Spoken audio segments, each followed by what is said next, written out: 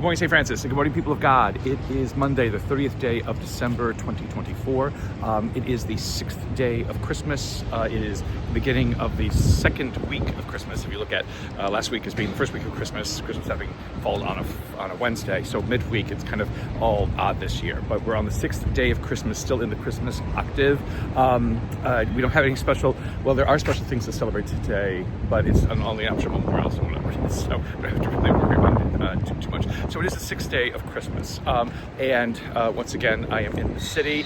Behind me is St. Paul's Chapel, again, the chapel that was built as a part of Trinity Church, which is down the road a little bit in the financial district where we are now. So you can turn around over here, this Freedom Tower, right over there, the World Trade Center Memorial behind me and everything else like that. So the great cemetery here at St. Paul's Chapel, again, built because of there was a fire and disagreements amongst the congregants of Trinity Church. Again, Trinity Church kind of being the second, I think the second or the third church built in the Americas. The first one was in St. Augustine, Florida, for the Catholics. Again, Trinity Church and St. Paul's Chapel are for Anglican Episcopal congregations. Again, one of the oldest churches here in the Americas. And again, history in the midst, of all of these modern high-rises and whatever it is. Again, the permanence of history amidst, all of these things that could be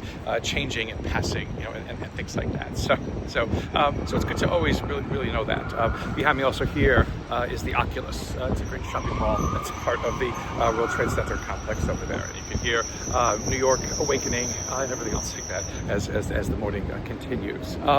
Our readings for this 6th day of Christmas, we move into the first letter of St. John. And again, the first letter of St. John always takes us through the entire Christmas season. Again, a letter that helped the early Christians to whom John was writing understand the transformation that has happened in their lives because they have dared to believe, because they now are part of something different and something new, something again that is truer than anything else that the world can provide, truer than anything else that society and culture can provide. Again, hence, history that kind of remains in the midst of all of these developments that come and go. This passage is rather sexist. It only speaks to men and to young men and to fathers. But the content was made, again, for all people, again, who embrace this understanding of God beginning to transform the world through Christ. Again, it's looking at the end point of Christ's birth and looking at the end point of Christ coming into this world. It's no longer shepherds and angels. It's no longer little cribs and mangers and stuff like that. We move immediately into what this Christ has to become, what this Christ has to do, for us in these first readings that follow on these days of Christmas, that come after Christmas Day.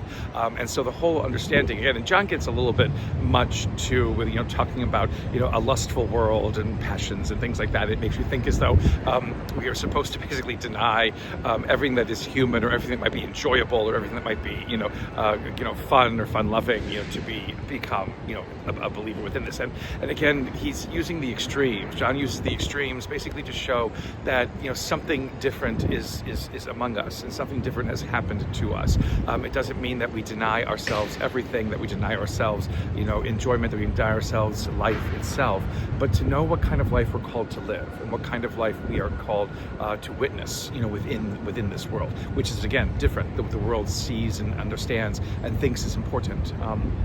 That difference is always what makes this Christian message something of permanence. The understanding of how we react differently, not how we harangue other people, or how we judge other people, or punish other people, or denigrate other people, or anything else like that, because that turns people away and that causes division and things like that. We are not creating a perfect society. We are trying to show the difference that Christ has made in the world by our lives.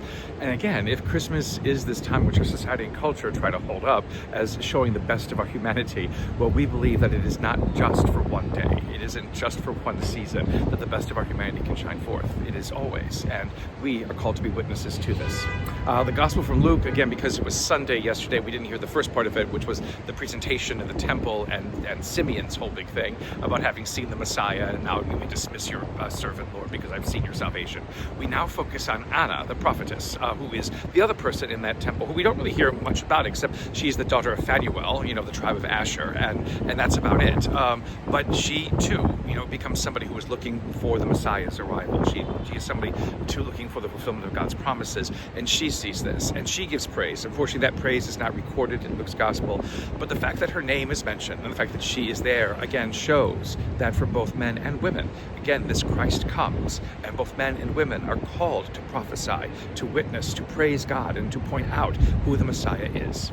A continued blessed Christmas, St. Francis and people of God. May the Lord give you his peace.